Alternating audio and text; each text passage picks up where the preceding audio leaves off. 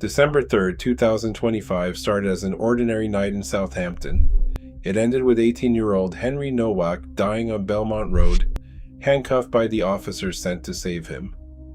What their body cams recorded would shake the nation. Henry Nowak arrived in Southampton just months before his death, stepping into university life with the sense of anticipation shared by so many first-year students. Born and raised in Chafford Hundred, Essex, he was the eldest of 4 siblings and the first in his family to leave home for higher education. At 18, he had only begun to carve a path for himself, enrolling in accountancy and finance at the University of Southampton. Friends described him as ambitious, eager to make his mark, and quick to include others, traits that stood out in the unfamiliar corridors of student accommodation. His family spoke of a young man full of promise, whose careful plans stretched well beyond his first term. Henry's story began as one of ordinary hopes and quiet determination, shaped by the simple act of leaving home and starting anew. A few minutes past 10 on the night of December 3rd, 2025, Belmont Road in Southampton became the scene of sudden violence. Henry Nowak was returning from an evening out when he was confronted by Vikram Digwa, a 23-year-old resident from St. Denis Road. Digwa was carrying a 21-centimeter ceremonial knife, later identified in court as a kirpan. Without warning, he stabbed Henry twice in the legs and drove the blade through Henry's chest, piercing the heart. Witnesses heard shouting and saw Henry collapse onto the pavement, bleeding heavily. As bystanders dialed 999, Digwa remained at the scene, claiming to police and witnesses that he had been the victim of a racist assault and that his turban had been knocked off. That claim would become central to the case, but it was not supported by independent evidence. Emergency services arrived while Henry was still alive, his repeated pleas for help echoing in the cold air. In that moment, the story fractured. What had happened on Belmont Road would soon be told in sharply competing versions, with the truth of those final minutes fiercely contested in the weeks that followed. Officers arrived on Belmont Road as Henry Nowak was still conscious, his voice strained and urgent. He lay on the pavement, blood pooling beneath him, repeating that he had been stabbed and over that he couldn't breathe. The body-worn camera captured every word, every labored breath, and each plea for help.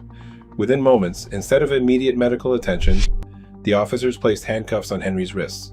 Their responses were brief, with officers asking what the problem was as they moved him further onto the pavement and secured the restraints. The suspect, Vikram Digwa, stood nearby, repeating his version of events. Henry's distress was unmistakable.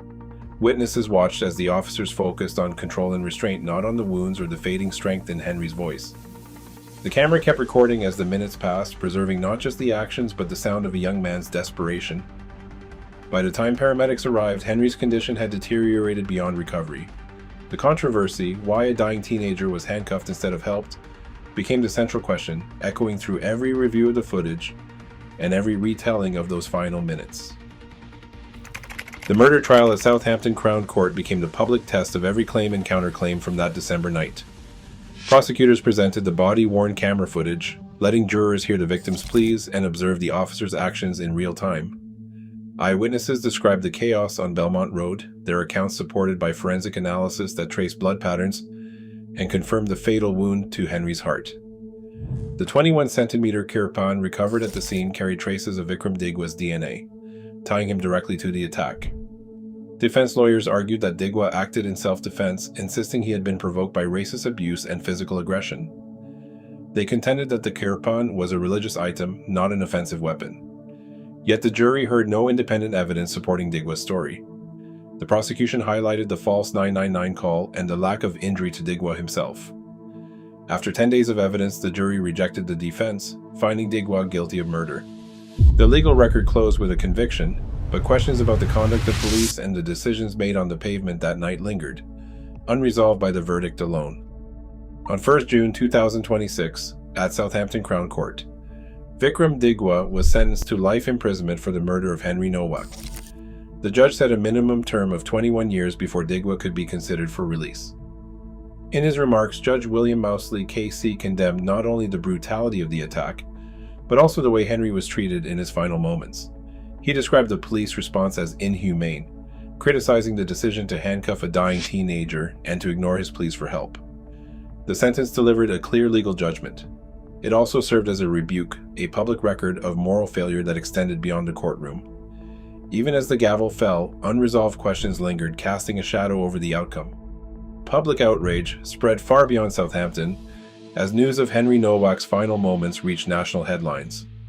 The Independent Office for Police Conduct pressed forward with its investigation after sentencing, scrutinizing every decision made on Belmont Road. Police leadership faced mounting pressure to account for the officer's actions, issuing statements and apologies that did little to quiet the demand for answers. Henry's family called for a transparent process and dignity for their son, insisting that the truth be made public. Across the UK, the case fed a wider debate about policing standards and accountability, with campaigners and commentators questioning whether justice had been served. Unanswered questions about the night's decisions and their aftermath lingered, keeping the case alive in public debate and deepening the sense of unease about institutional trust. Tonight, questions about trust and accountability remain. As public scrutiny intensifies, the line between justice and failure grows thinner. Some wounds, once opened, refuse to heal. Share your thoughts below.